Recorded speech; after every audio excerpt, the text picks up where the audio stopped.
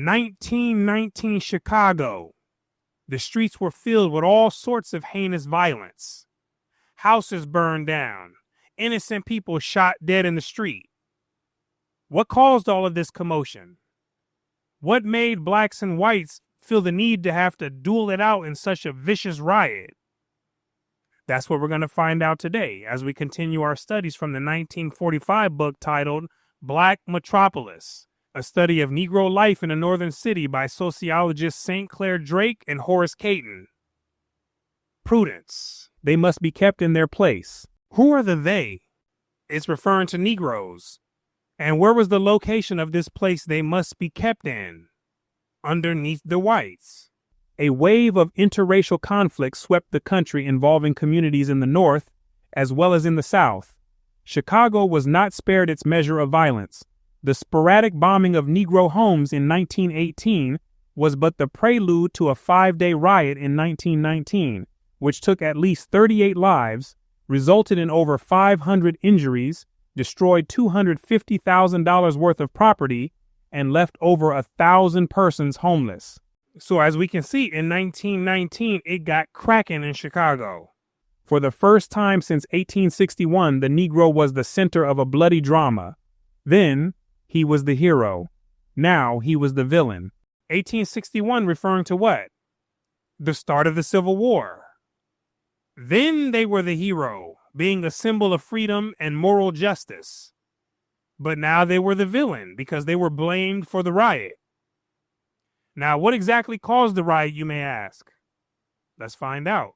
The Chicago riot began on a hot July day in 1919 as the result of an altercation at a bathing beach, located right here on the map. It popped off right on the shores of Lake Michigan.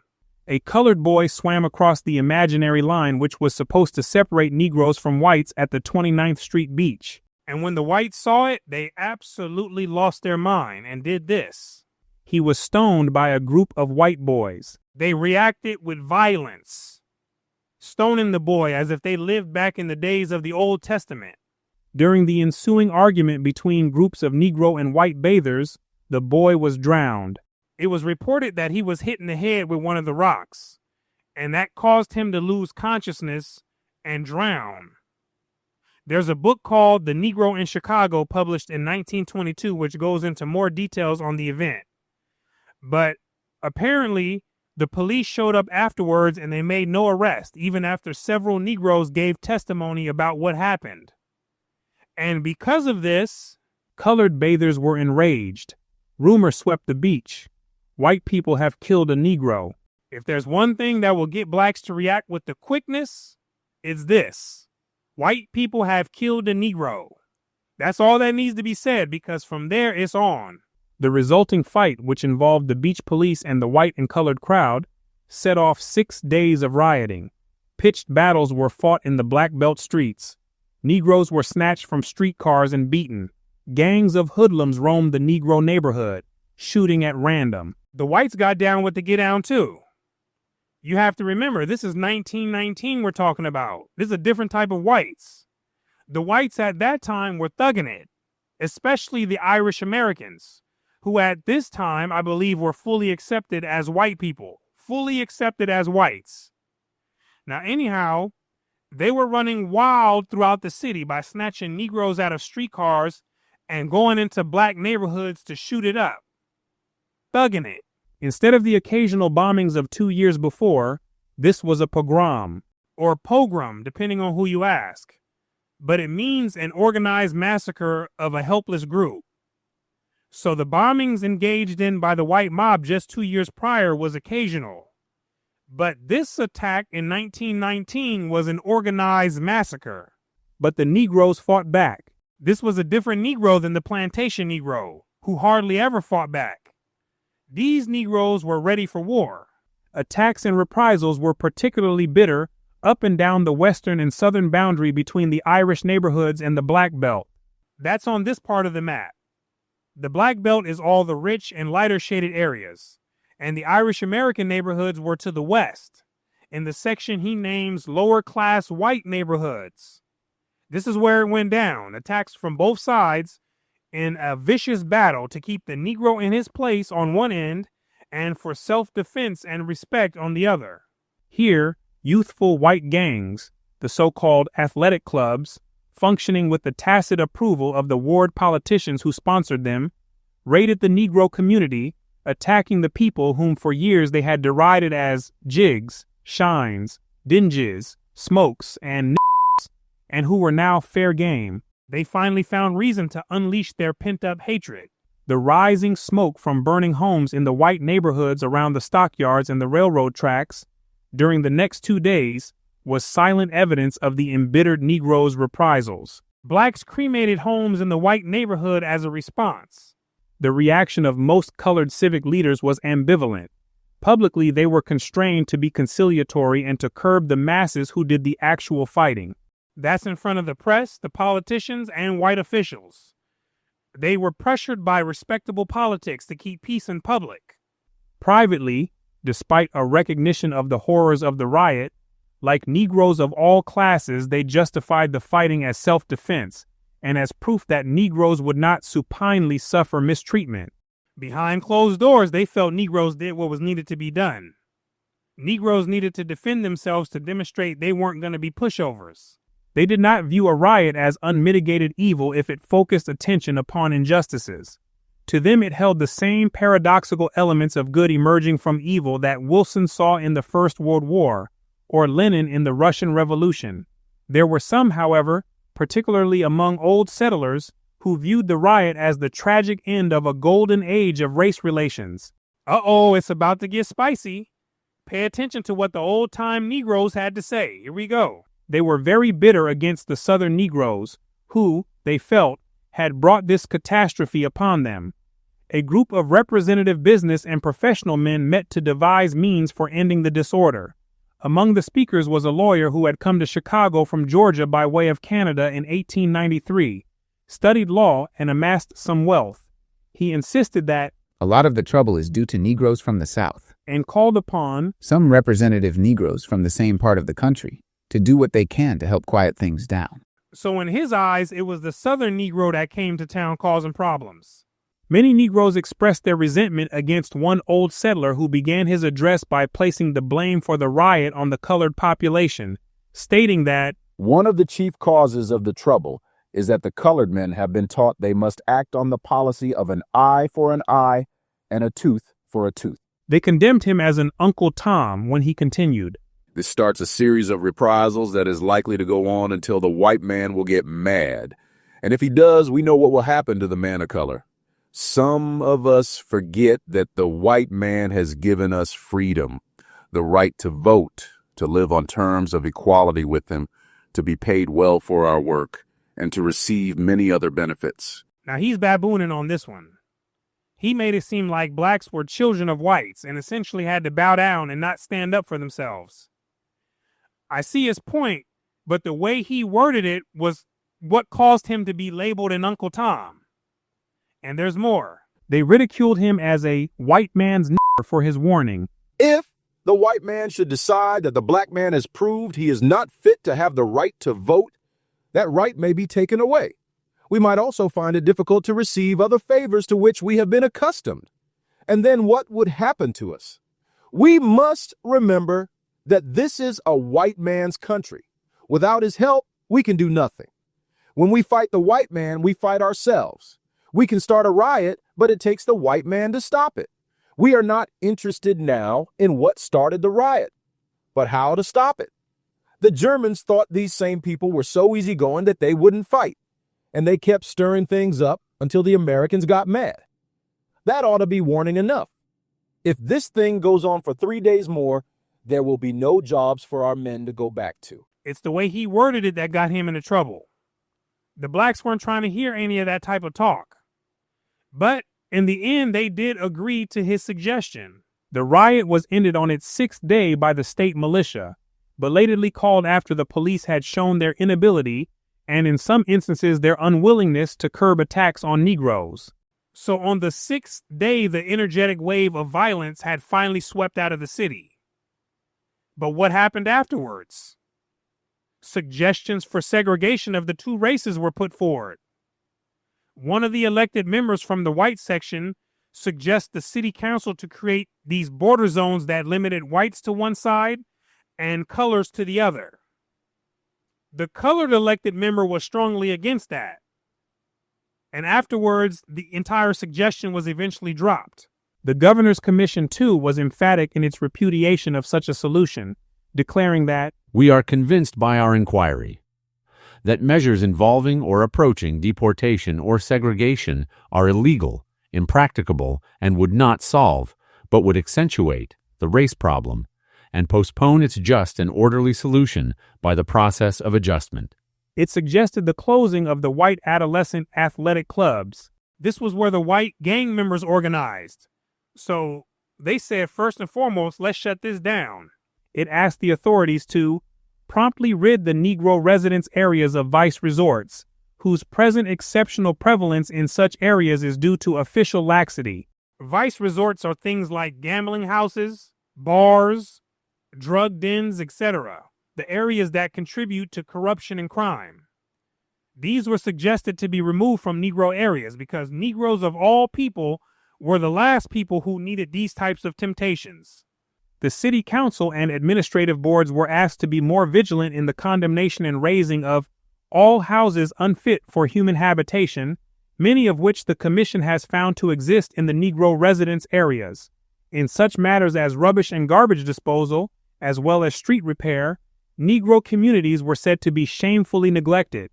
Suggestions were made that more adequate recreational facilities be extended to Negro neighborhoods, but also that Negroes should be protected in their right to use public facilities anywhere in the city, without question, and true for all public spaces.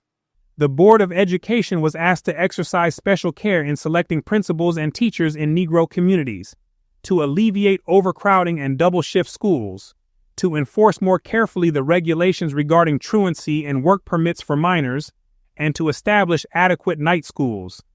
Restaurants, theaters, stores, and other places of public accommodation were informed that Negroes are entitled by law to the same treatment as other persons, and were urged to govern their policies and actions accordingly. All fair entitlements when it comes to public places. This is what many whites had to learn. They had to learn how to stop acting like kids when it came to sharing regular public places of accommodation. Negroes didn't have to learn this lesson, but they definitely had to help teach whites about it. Now, this is different from private places. I think people should be able to discriminate how they please in private matters. But we're not talking about private. We're dealing with public places. And Negroes needed to be provided access and treated fairly in the public setting. Period. Employers and labor organizations were admonished in some detail against the use of Negroes as strike breakers and against excluding them from unions and industries. Remember, white employers would use Negroes to replace their white workers who went on strike. Many times this was the only chance Negroes had to get some of these jobs, so they took them when they had the opportunity. And obviously the whites on strike did not like this, so it caused more friction between the two groups. So now employers were being warned and criticized about doing this so they could stop contributing to the tension. Deal with Negroes as workmen on the same plane as white workers was the suggestion. Negroes were urged to join labor unions. Self-seeking agitators, Negro or white, who use race sentiment to establish separate unions in trades where existing unions admit Negroes to equal membership, were roundly condemned. As to the struggle for living space, a section of the report directed toward the white members of the public reiterated the statement that Negroes were entitled to live anywhere in the city. You see? That had to be directed towards white members who still had not come to terms that Chicago wasn't the Jim Crow South. It had not registered to many of them yet. So they had to be reminded that Negroes, as American citizens, had the freedom to live anywhere in the city. Now, if they didn't want Negroes living in the areas that they lived in, they would have to deal with the housing situation in a private manner somehow. But if they listed to the public, then Negroes as members of the public had the right to live there. Simple as that.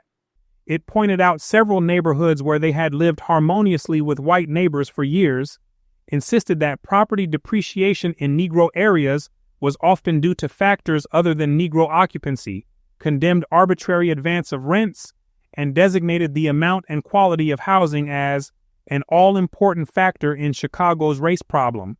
The final verdict was that this situation will be made worse by methods tending toward forcible segregation or exclusion of Negroes. Not all of the Commission's advice and criticism was directed at public agencies and white persons, however. The Negro workers who had so recently become industrialized were admonished to abandon the practice of seeking petty advance payments on wages and the practice of laying off work without good cause. Newly arriving Negroes had a habit of asking for money in advance, in addition to missing work without any good reason. They said Negroes needed to abandon these practices. There was an implied criticism of the colored community, too, in a statement urging Negroes to contribute more freely of their money and personal effort to the social agencies developed by public-spirited members of their group, also to contribute to the general social agencies of the community. Apparently, Negroes weren't doing enough for their own uplift. It's saying they could have contributed more of their money and time towards building their own institutions, and also they should have been more involved in the broader society. And so, in other words, help yourself and show that you belong. Negroes were asked to protest vigorously and continuously against the presence in their residence areas of any vicious resort and to assist in the prevention of vice and crime. You got to do this right away and hard too, because crime is like COVID-19. It spreads if it's allowed to get out of hand. So as soon as you see elements of crime arising out of people, it has to be dealt with right away. Now, this is easy to do when you live amongst a majority community that thinks this way. But it's extremely difficult to do when you live amongst a good portion of the community who doesn't care. They don't care about how their kids turn out, and they don't care to invest the required time to properly raise their kids. That's when it gets out of hand and it's a problem. Social and civic organizations, labor unions, and churches were asked to dispel false notions of each race about the other, such as the common disposition arising from erroneous tradition and literature to regard all Negroes as belonging to one homogeneous group and as being inferior in mentality and morality, given to emotionalism, and having an innate tendency toward crime, especially sex crime. We've talked about all this stuff before, and if you've been watching for some time, you know we've dealt with this history stemming back to the late 1600s going into the 1800s. Now you understand the background and you see it spilling over into the 1900s. The daily press, which had been excoriated by the report, was asked to tone down its sensational treatment of Negro crime and to print more news about Negro achievement. Same stuff you'll hear people say today. And as a concession to that touchy aspect of Negro-white relations referred to in the 80s by the conservator, the Commission recommended the capitalization of the word Negro in racial designations and avoidance of the word nibber as contemptuous and needlessly provocative. So the foot had to be put down in Chicago to ensure that the race relations could improve and also to minimize another one of these all-out race wars happening in the city, which had the city looking bad to the rest of the public. So the whites had to learn some things, and the blacks as well, in order to come to some type of understanding. Now, that's not to say that things were peaches and cream afterwards, because it was not. But at least things toned down to a degree, okay? So from here, we're going to stop, and in the next commentary, we're going to follow up with understanding of how the old wave of Black Chicago felt about this new wave coming in from the South. And you don't want to miss that. So I thank you for your time and attention. My name is Brooklyn St. Michael, and I'll see you in the free world.